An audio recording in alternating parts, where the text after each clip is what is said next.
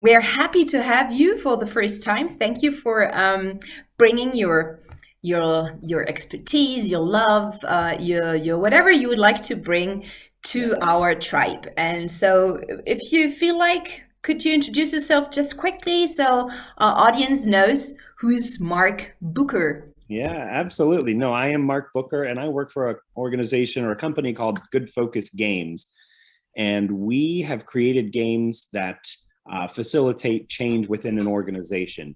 Many organizations have issues plaguing them, and they could be almost anything. Organization issues, preparedness issues, inclusivity issues, almost any kind of issue that an organization has. We have created a game or a gamified process that will benefit them and help them find real solutions to any issue that's plaguing the organization. So that's what we do in a fun and exciting way. We have gamified the feedback process. We have gamified the change process within an organization, and we strive to come in, make it fun. And at the end of the session, you'll have a moment of levity where you realize not only did we have fun, but we've also created a real solution, a real path forward for change. Ooh, sounds cool. And I'm the first one so to attend and to be playful. My Yeah. experience being a corporate animal in the public sector, Yeah. important to say that too, is that serious leaders and managers, Yes. they're not so up to playing games. Well, they're playing the big game, but being playful is different. So Mark, how do you manage to get this inside the organization? How do you get the Right. buy-in so people really want to be playing? Right. Well, fortunately, we have very charming people that ask. I can see that. Well, sure, yes. But honestly, what's really wonderful about it is most people, when they are dealing with their issues within their organization or company, are really, really interested in figuring out the solution to them. So at some point, people become willing to try most things if it means that there's a solution on the other side of it. But my favorite part about when people, especially the people that you're describing, who curmudgeonly people who come in and don't want to be changed, when they start playing the game, my favorite moment of anything, of any game, is when the person starts looking like this. They're looking like, well, I don't understand what this is. And then all of a sudden there's a moment of levity. This, I now understand this. And it happens in every session we run. Every Mhm. single session we run, people are confused at first, saying, what am I doing here? What am I playing? How do I do this? And then all of a sudden the solution just screams at them in their face and they say, totally understand. Oh. And it's happened every single time, no matter the leader, no matter the situation, no matter the organization. There's this moment of levity in our games that I think we're just ready to share with everybody. Uh-huh, cool. So do you have a quick example just to understand what kind of problem or challenge and solution you're talking about? Oh, absolutely. Some of our more straightforward games, we have a really wonderful game called Rant. Very basic, very easy. Is participants get 30 seconds to rant, to tell us whatever upsets them, anything and everything that upsets them.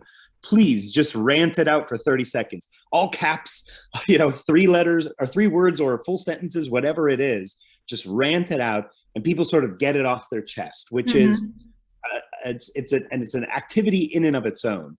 But then we task people with turning it on its head.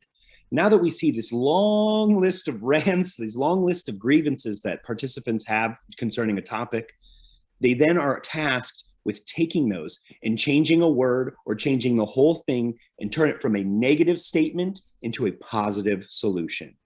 And you'll find that people start to change their perspective about how they looked at the problems, most especially other people who are not always dealing with your day-to-day problems may have a wonderful perspective on how to switch things up and give you Hmm. a path forward to creating a solution yourself.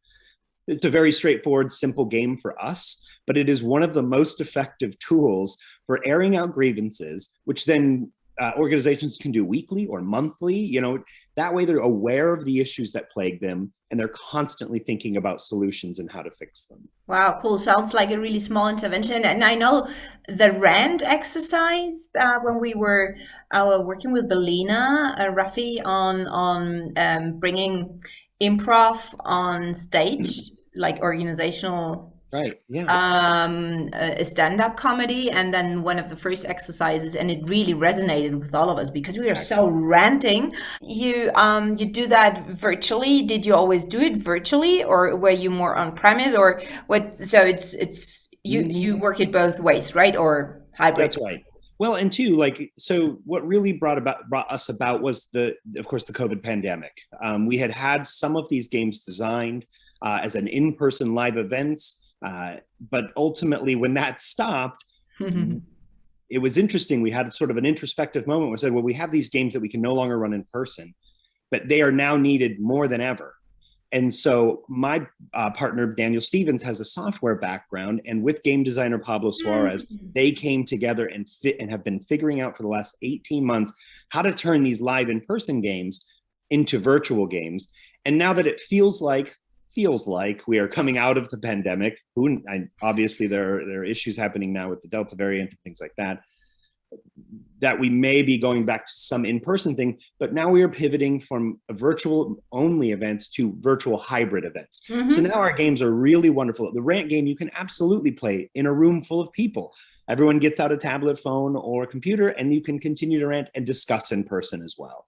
So there's hybrid events that we have too, but they were created for the virtual space, so they can be run in that way too, and still really engage people, get them off of mute, get their cameras on, and really engage with people. And our games have been really successful at doing that. Yeah, I love it because it's being playful, being a kid, you're not afraid to make mistakes, and once you have passed that threshold of, oh my God, they're asking me to be playful, and am I not serious enough? Once you're there, you just forget. You get into this flow state, right? And you just do it, and you don't think so much, I guess. One thing that's striking me.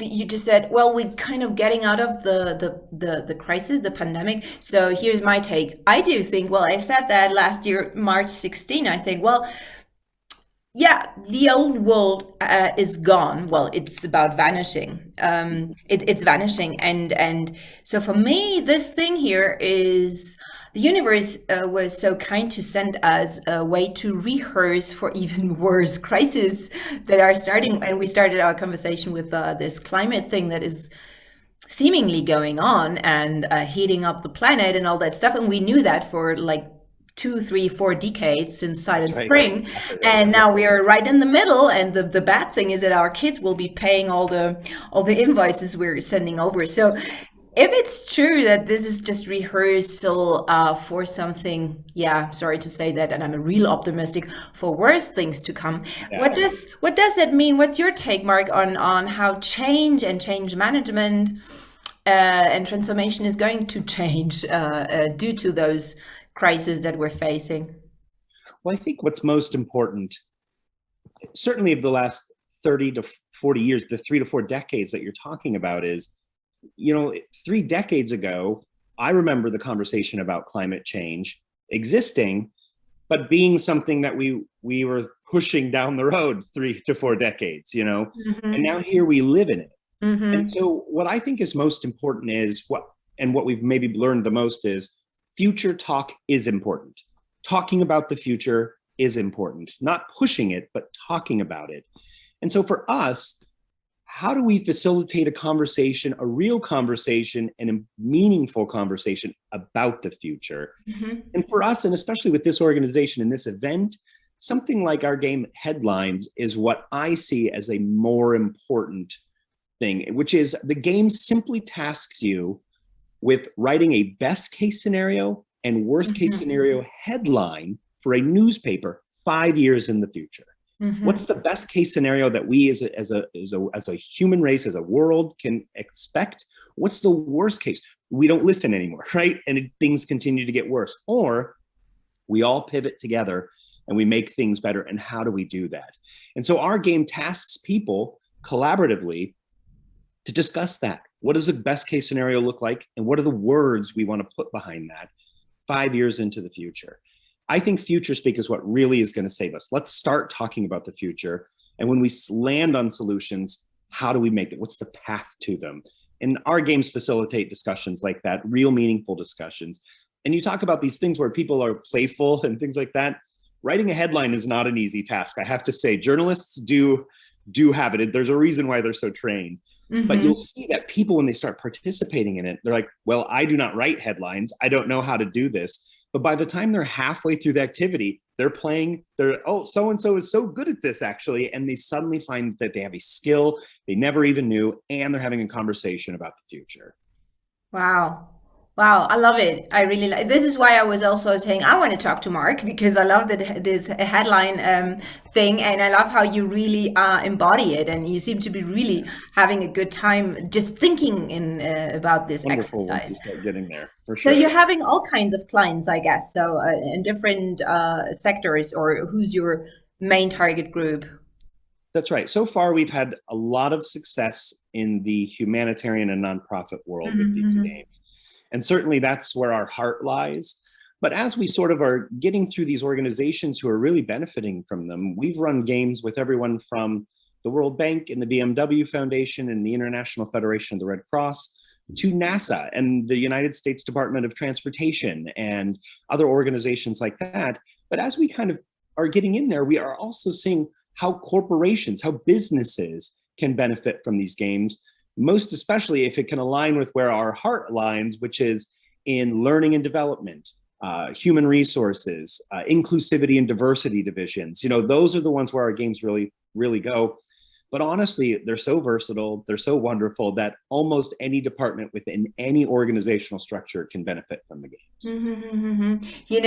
Listening to you, I just finished the script for a workshop I'm going to facilitate in 1 week, and I thought, oh my God, I could have done something. I could have put something in there like the headline. So I could have maybe the director, instead of talking about what will be her vision, her strategic goals, and I think they will kind of fall from the sky, although all the Yeah, team members should know, or so I could maybe I could ask her to put it more in the sense of a headline and say, so when our program in 225 will be finishing, this will be the headline. that's What do you think? precisely it. Yeah, that is exactly it. And Hmm. also, it's a great way to take the pulse of your employees or team members or the people working with the volunteers working within your organization. Yeah. Oftentimes, they're the ones with the best insight of anybody because they're the Hmm. ones doing the work. They're the ones leading the charge. They're tasked with the process. And so getting a feel for how they feel about it, we ran a headline game with a company that had just gotten a new CEO. Hmm. And the new CEO said, I want to know how people feel about my plan for the future, my plan for the future. And we ran a headlines game, and it turned out that half of the employees didn't even want a new CEO. And so the CEO had to sort of take a step back and say, okay, I was ready to plow forward, to move forward so quickly with my agenda. Little did I know that I still have half of my workforce to win over.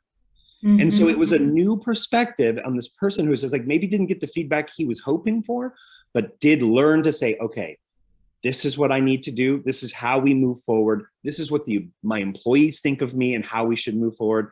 And it really became a learning exercise for everybody about the future. Hmm. So you could be using this headline exercise in many moments of a change process. You could be using it like you were describing somebody new, like a leadership level coming in, like newly appointed. You could work vision and mission. You could probably check on vision and mission That's uh, right. down the road, or what else? Like Yeah, it's just a great way to check in on how your employees, your teammates, your volunteers, how they're feeling about the future. And Mhm. getting people too who write a headline that is the greatest thing that you've ever heard or the very worst thing, that says something about how they feel about it. People are feeling really, really good about something or really not good about something. Or perhaps it's, checking in with them and realizing that, wow, my team is really doom or gloom, you know what I mean? Or my team is really hit or miss, like we need to manage the expectations of the people that are Mhm. working in this organization. It's just a good way to check in with people, and also a good way to check in on how they feel about the future of the organization, the company. So you would have probably different groups working, developing headlines and then sharing them. Would you do That's that? exactly right. And what's wonderful is at the end of all of our games, you get a summary that lives forever. So you have these headlines forever. You can Right. always come back to them and remember, this is how we felt on this date at this time. 5 years later, let's check in on how we're doing. Did any of this happen? And let's do it again. We'll run it again, and we'll Yeah. check in Yeah. with our employees again and see if how's it moving. Has our feelings about it evolved over the time period? So Hmm. it's a really great timestamp about the feeling of things. You always have that as inspiration moving forward, and it can be a motivator for people to continue to do what you're doing, or to pivot and change it to a new path. Yeah, yeah. Wow, I totally love it. Totally bought in. So, Yeah, we've had a lot of success with it, and it's so kind of new and revolutionary that many times it takes a little bit of convincing for people to participate in it. But like I mm, said, once they do, there's always this moment of levity where people really buy into it and say, "Wow, I'm really glad I went through this. This was collaborative, intuitive, and deeply learned. I learned a lot here in this situation." yeah, because well, it connects to all your senses, and I guess there is in a team you have always people that could contribute in some way. Some could be more in a journalistic way, working on the Right. headline. Others would be maybe drawing while what the others are discussing, and so it's storytelling, it's change, and it's serious and it's fun. Yeah. Wow, cool. And it's really low key. You don't need much. You need pen and paper, or you could do it online. You could, yeah. That's Yeah, exactly it. Yeah, totally. the convenience of it all is very, very too. And the Mm-hmm. games are easy enough that it is not a difficult game to play. It is not. You don't have to learn a lot. You can learn it very quickly, and it becomes intuitive, and the process is really, very fast. So what we could be doing during Berlin Change Day session, well, at least one group maybe could try to develop the headline of the change management industry, of the consultancy industry and business, because I'm asking myself since all this started 16 months ago, and we had Daryl Connor also. Talking about the paradigm shift that the whole thing might imply Yeah, for the industry. So it would be interesting to maybe develop a headline, worst case scenario, that's best case right. or whatever. What might be most interesting too is just, and depending on the group of people, is to take the pulse of everybody as Uh-huh. Berlin Change Days is starting, and Mm-hmm. then take the pulse of everybody as Berlin Change Days is ending. Mm. What is our perspective on the future of our planet, on the future of change at the beginning of the event, and what is the feeling of the future of change after the event, after somebody participates in the whole thing? I'd be really interested to see, sort of how the event itself evolves people's feelings about change. And our game would be a really good way to do that. It'd be a Yay. really good way to check in on people and have a lasting imprint of how it did change. True. I totally buy into yeah. I'm going to share that idea with Holger and I with appreciate Björn, because that might be an interesting. Yeah, yeah, it's like a baseline, the headline. So the headline is a baseline, That's right. and That's it, well it done. it turns into a not finishing line because you won't be finishing, but in something like yeah, yeah, yeah, yeah. Yeah, could Great be a idea. good way to check the effectiveness on what people learned as they went through the event, and how the path forward is going to shape us. That I'm Mhm. so curious as to. I think everybody wants to know how their event has helped people or Mhm. changed the perspective of people. And an event like this, and doing all my research, I I can only imagine how people are going to feel coming out of the event, energized for the future and energized for change. Mhm. So we could be thinking about ways to do that. We could maybe, yeah, because it could be also done virtually That's exactly. upfront, or tracking the whole thing a week, some weeks later, or something along Yeah, that line? absolutely. Yeah. Hmm. And it'd be about identifying the group, and we can have hundreds of participants. That's what's really wonderful about it is you can have hundreds of participants and you'll really start to get a good feel for it. Um, but we do have many other games that help take the pulse on it. So, but the headlines one I think is good because it really forces people to be creative and collaborative, but then also really does give you a feeling for how people are feeling, Hmm. like it gives you a good idea of how people are feeling. So Hmm. that could be a good thing to do at the beginning and end. And what's the minimum time invest you need to do it? Most of our games last somewhere between 30 to 45 minutes. If you have a lot of participants, it can get up to an hour. But typically within an hour space, we can play more than one game. And we do often link our games together. Like oftentimes it's wonderful to start with the first part of a rant and let people rant out their feelings and it gets them excited to discuss things. Exactly. And then we move into a headlines game and run the whole headlines game. And then after people have had the experience of a headlines game, end with modifying those rants and changing the perspective because oftentimes people are more ready to move forward, have a better perspective, a calmer perspective about their rants, and two are more ready for solutions discovery type things. Mm-hmm, mm-hmm. Ooh, wow, cool. You definitely energized me. And Yes. I'm taking some really cool ideas, impulses, and nudging what I already wrote for this workshop I told you. And we'll get back to my peers. And yeah, anything else you would like to leave as a message? You would like to I don't know. You already did some teasing. Anything that you would like to share? No, I just want to say that we are deeply honored that we get to be part of the Berlin Change Days. And we look very much forward to helping people look forward to the future and find a better path forward. Yay! Yeah, me too. Well, yeah, I was more pessimistic entering this space, and your smile and your way of being and of sharing and being so enthusiastic on the future and on how we could approach it in a playful way, being serious about that future, but leveraging all the creativity we have within us that makes us humans at the end. Yeah, So this is the difference between us and the machines. that's Uh, right. And it is a very serious thing, but that doesn't mean we can't be playful, that we can't be creative, and that we can't work together on it. That we want to send as a message. It is a serious thing, but but there are well, ways that we can do this where it doesn't have to be so serious. so this but was, Belina told me that you be careful with to whom you put your butt into the face. So Right. this It's was wonderful advice. so this was an important but, and yeah. So thank you, Mark. Thank I you will so get much. back to you and see you and hear you and read you soon. Very good. Thank you so much. I really appreciate it. Bye. Be Bye. well. You too.